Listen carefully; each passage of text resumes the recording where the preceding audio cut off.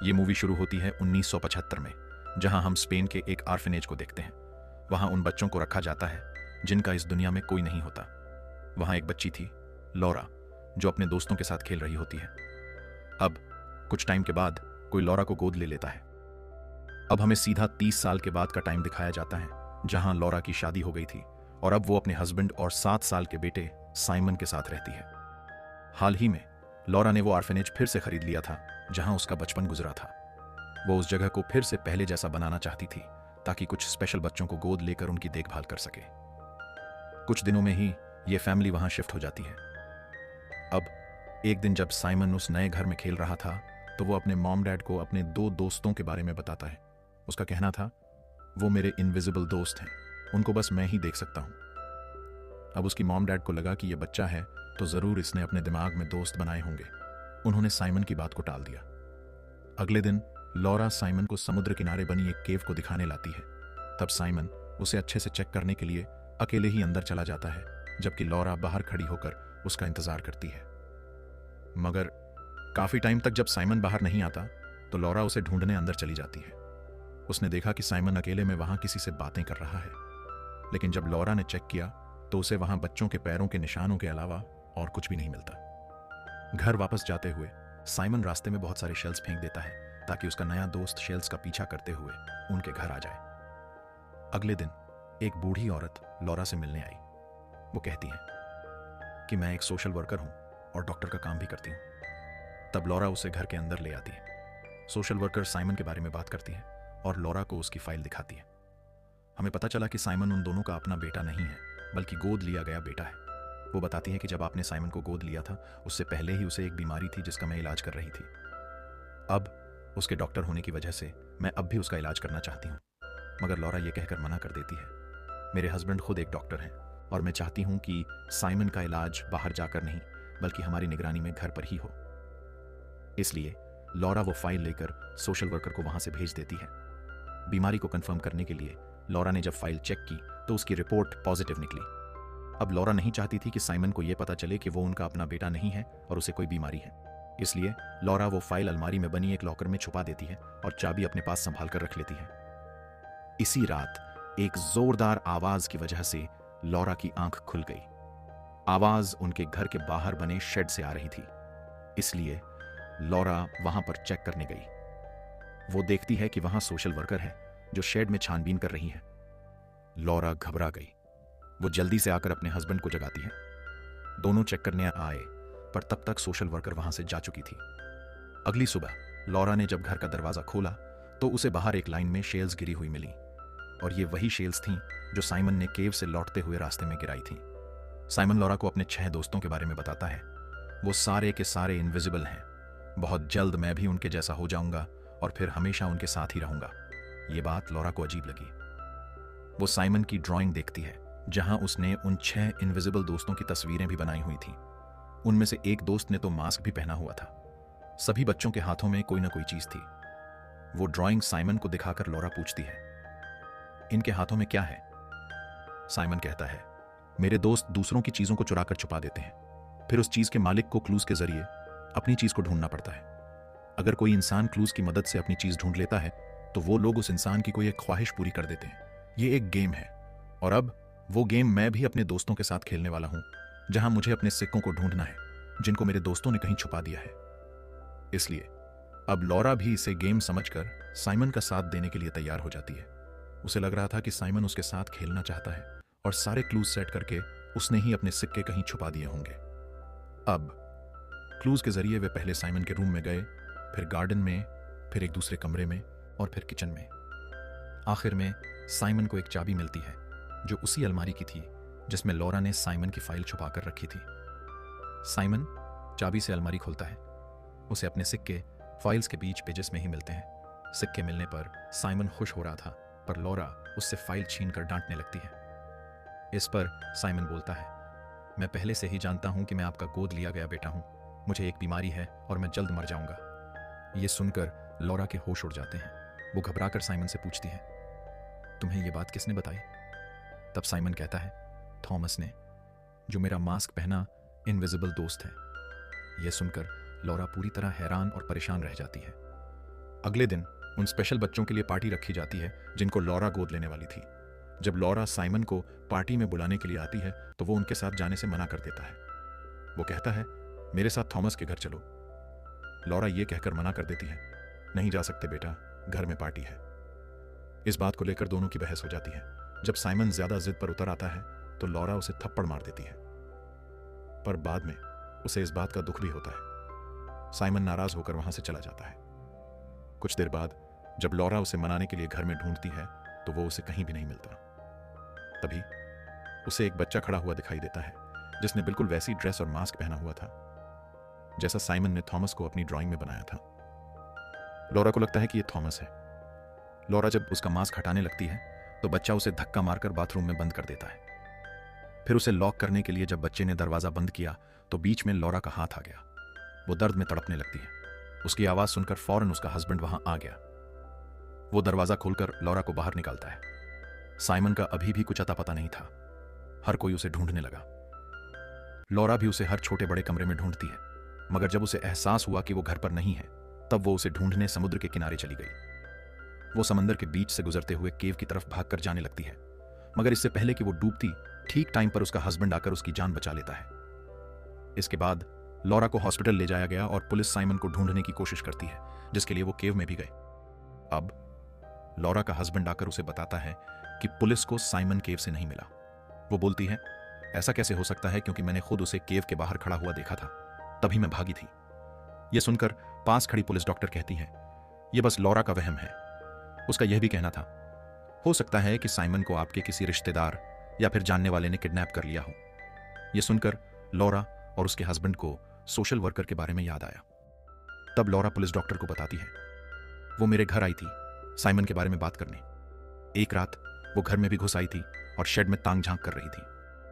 मगर यह सुन police doctor ने कहा, ऐसा कैसे हो सकता है, क्योंकि इस नाम की कोई भी सोशल वर्कर नहीं है। क्योंकि लॉरा सच में उससे मिली थी, इसलिए उसे लगने लगा कि उसने साइमन को अगवा किया है। उसे पूरा यकीन था कि मेरा बेटा उसके पास से ही मिलेगा। अब क्योंकि लॉरा की टांग पर चोट लगी थी तो उसे व्हील चेयर का इस्तेमाल करना पड़ता है। उसकी ऐसी हालत देखकर उसका हस्बैंड लॉरा को संभालने की कोशिश करता है। फिर वो अपनी चेन उतारकर लॉरा को दे देता है, इसे तुम पहनो और जब साइमन मिल जाएगा तो मैं तुमसे वापस ले लूंगा। अब लॉरा जब सो रही थी तो आधी रात को उसकी नींद जोरदार आवाजों से खुल गई। यह आवाज साइमन के रूम के पास से आ रही थी, इसलिए लॉरा तुरंत वहां चेक करने गई। उसने देखा कि साइमन के बिस्तर पर एक डॉल पड़ी हुई है। अब यहां से सीन शिफ्ट होकर हमें 6 महीने बाद का टाइम दिखाया जाता है। पुलिस अब तक भी साइमन को ढूंढ नहीं पाई थी, इसलिए वो दोनों भी उम्मीद खो चुके थे कि कभी साइमन मिलेगा। मगर एक दिन जब वो कहीं पर जा रहे थे तो उन्हें सोशल वर्कर दिखाई दी जो सड़क पार कर रही थी। उसने बेबी कैरेज पकड़ा हुआ था। उसी पल दोनों को एक उम्मीद हो गई कि साइमन जरूर इसके पास होगा। लॉरा उससे बात करने के लिए उसे आवाज लगाती है, लेकिन तभी साकर सोशल वर्कर को उड़ा देती है। यह देखकर लॉरा चीखने लगती है। वो रोते हुए भागकर बेबी कैरेज के पास आई। वहां उसे एक दूसरी डॉल मिली जो देखने में बिल्कुल थॉमस जैसी थी। अब लॉरा जब सोशल वर्कर को चेक करने गई तो उसका हस्बैंड बताता है कि वो मर चुकी है। अब इस हादसे के बाद पुलिस और डॉक्टर सोशल वर्कर के घर से कुछ पिक्चर लेकर आते हैं ताकि वो इन्वेस्टिगेशन कर सके। पता चलता है कि सोशल वर्कर उसी आर्फेनेज में काम किया करती थी जहां लॉरा बचपन में रहा करती थी। ये सारी बातें वो लॉरा को बता रही थी। आगे वो कहती है कि सोशल वर्कर का एक बेटा भी था, थॉमस। उसके बेटे का चेहरा बिगड़ा हुआ था, इसलिए वो हमेशा मुंह छुपाने के लिए मास्क पहना करता था। सोशल वर्कर भी अपने बच्चे को सबसे छुपा के रखती।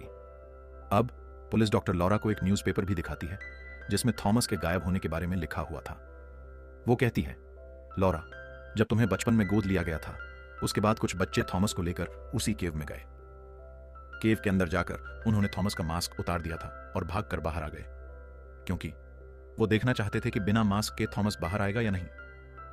अब वो बच्चे तो वहां से जा चुके थे, मगर थॉमस अंदर ही रह गया। फिर समुद्र की ऊंची ऊंची लहरें वहां आ गईं। बेचारा थॉमस वहां से बाहर आ ही नहीं पाया क्योंकि केव में पानी भर गया था। डूबने से उसकी मौत हो गई। इस पर लॉरा कहती है, ऐसा कैसे हो सकता है? जिस दिन साइमन गायब हुआ था उस दिन मैंने थॉमस को अपने घर में देखा था। इस पर पुलिस डॉक्टर कहती है, ऐसा नहीं हो सकता क्योंकि थॉमस तो मर चुका है, यह सब तुम्हारा वहम है। इसी रात लॉरा जब बेड पर लेटी थी तो तभी उसका हस्बैंड भी साथ आकर लेट गया। उसके साथ वो बातें करने लगी। वो साइमन के साथ गुजारे गए टाइम को याद करते हुए पूरी तरह उसमें डूब जाती है। मगर कुछ टाइम बाद जब दरवाजा खोला तो उसका हस्बैंड रूम में आता है। लॉरा ये देखकर घबरा गई कि अगर ये अभी आया है तो फिर बेड पर मेरे साथ कौन था। उसने जब चादर हटाकर देखा तो वहां पर कोई भी नहीं था। ये देखकर वो घबरा गई और अपने हस्बैंड को भी बताती है, मगर दोनों को कुछ समझ नहीं आता। अब इन अजीब चीजों की वजह से लॉरा काफी परेशान हो गई, और क्योंकि साइमन को गायब हुए 9 महीने हो चुके थे, वो एक प्रोफेसर साइकोलॉजिस्ट के पास जाती है। वो उन्हें साइमन के गायब होने के बाद की सारी चीजें बताती है, जो भी उसके साथ हुआ था। यहां तक कि वो उन्हें थॉमस के मास्क का टुकड़ा भी देती है, जो उसे तब मिला था जब थॉमस ने लॉरा को धक्का दिया था। उसकी सारी बातें सुनकर प्रोफेसर उसे एक मैडम पैरानॉर्मल इन्वेस्टिगेटर के पास जाने का सुझाव देते हैं, जो भूत आत्माओं की जांच करती हैं और उनसे बात करके उन्हें भगाने का काम करती हैं। अगले ही दिन मीडियम अपनी पूरी तैयारी के साथ लॉरा के घर आ जाती है। वो एक अंधेरे कमरे में बैठकर घर की सारी आत्माओं से बात करने की कोशिश करती है, जबकि बाकी सब दूसरे कमरे में कैमरा के जरिए मीडियम को देख रहे थे। जहां मीडियम पूरे ऑर्फनेज को चेक करते हुए एक रूम में आ जाती है, जहां उसे 5 ऑर्फन बच्चों की आवाजें सुनाई देती हैं, जो मीडियम से रोते हुए मदद मांग रही थीं। ऐसा लग रहा था जैसे वो बहुत ही बुरी हालत में हों। दूसरे रूम में बैठे बाकी लोग भी ऑडियो मशीन के जरिए बच्चों के रोने की आवाजें सुन पा रहे थे। अब प्रोफेसर के कहने पर जब मीडियम उन बच्चों से साइमन के बारे में पूछती है तो अचानक सभी मशीनों की पावर चली जाती है। मशीनें बंद हो गईं और यह प्रोसेस यहीं रोक दिया जाता है। जब ये सारे लोग इकट्ठा हुए तो मीडियम लॉरा से माफी मांगती है कि वो साइमन को नहीं ढूंढ पाई। वो ये भी कहती है, जो लोग मरने वाले होते हैं या मौत के करीब होते हैं वो आत्माओं को देख सकते हैं।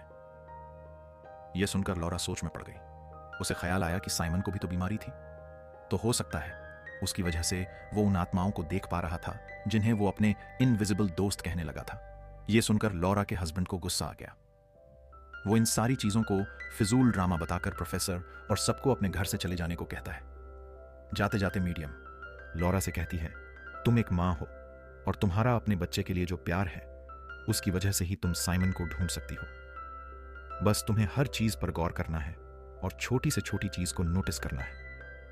अब लॉरा फिर से उसी रूम में आ जाती है जहां मीडियम को बच्चों के रोने की आवाजें आई थीं। तभी खिड़की टूटकर नीचे बेंच पर गिर गई। लॉरा ने जब बॉक्स को चेक किया तो उसे वहां कुछ डॉल्स पड़ी हुई मिली, साथ ही साइमन की तस्वीर भी। ऐसा लग रहा था जैसे ये चीजें यहां क्लूज के तौर पर रखी गई हों। उसे गेम के बारे में याद आ जाता है। इससे लॉरा समझ गई कि अब वो आत्माएं मेरे साथ ट्रेजर हंट गेम खेल रही हैं। क्लूज के जरिए उसे एक दरवाजे का नॉब मिलता है।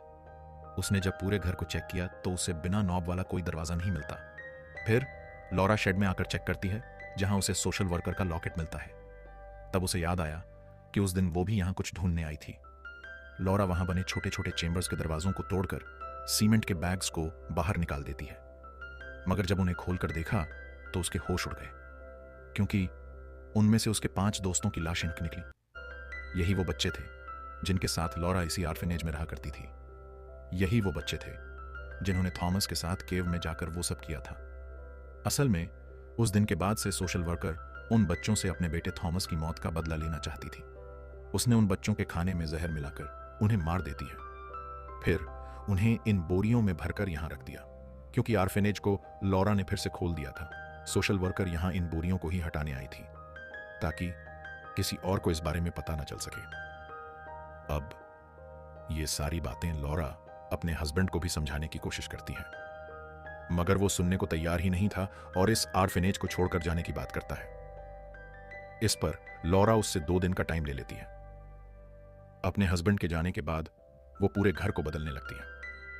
उसने फर्नीचर भी हटाकर पुराना रख दिया था, बिल्कुल वैसा ही लुक दे दिया था जैसा 30 साल पहले ये ऑर्फनेज दिखता था। फिर वो ऑर्फनेज की वर्कर का यूनिफॉर्म पहनकर डाइनिंग टेबल पर खाना रखती है। चेयर्स पर अपने दोस्तों के डॉल्स को भी बिठाकर खुद भी वहां बैठ जाती है। फिर वो उसी दरवाजे के नॉब के जरिए अपने दोस्तों की आत्माओं को बुलाने लगती है, मगर जब काफी देर तक भी वो नहीं आते तो लॉरा एक गेम खेलने लगती है। वो गेम जो बचपन में अपने दोस्तों के साथ इस ऑर्फनेज में खेला करती थी। गेम खेलते ही उन बच्चों की आत्माएं वहां आ जाती हैं, पर जब वो उनसे साइमन के बारे में पूछती है तो बच्चे लुका छुपी गेम खेलने के लिए वहां से भागने लगते हैं। अपने एक दोस्त को ढूंढते हुए लॉरा एक छोटे से कमरे में आ जाती है जहां बहुत सारा सामान पड़ा हुआ था। इस कमरे को चेक करने पर लॉरा को वहां एक खुफिया दरवाजा दिखाई देता है। और यही बिना नॉब का दरवाजा था।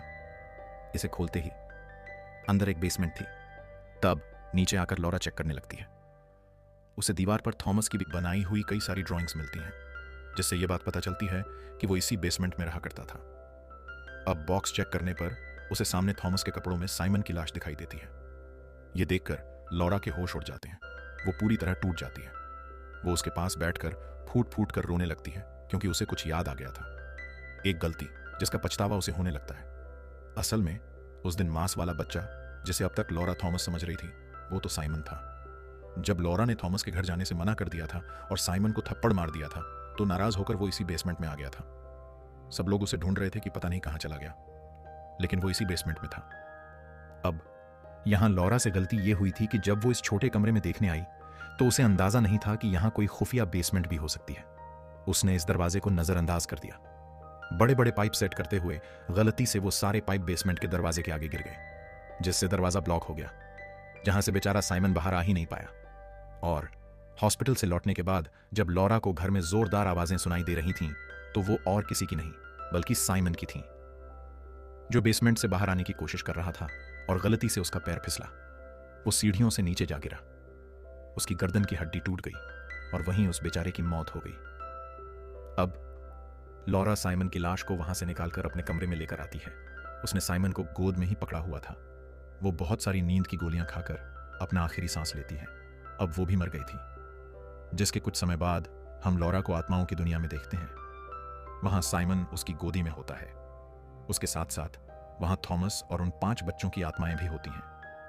अब उस दिन जब साइमन ने ट्रेजर हंट गेम में सिक्के ढूंढ लिए थे, तो उसने अपनी विश में अपनी मां लॉरा को मांगा था। उसके मरने के बाद जल्दी लॉरा भी मरकर यहां उसके पास आ जाए और वो साइमन और इन बाकी बच्चों की देखभाल कर सके। फिर सारे बच्चों की आत्माएं लॉरा के पास आ जाती हैं और वो एक मां का रोल निभाते हुए उन बच्चों को कहानियां सुनाने लगती हैं। इसके बाद हम लॉरा के हस्बैंड को देखते हैं, जिसने ऑर्फनेज के सामने लॉरा, साइमन, थॉमस और उन बाकी बच्चों की लाशों को दफना दिया था।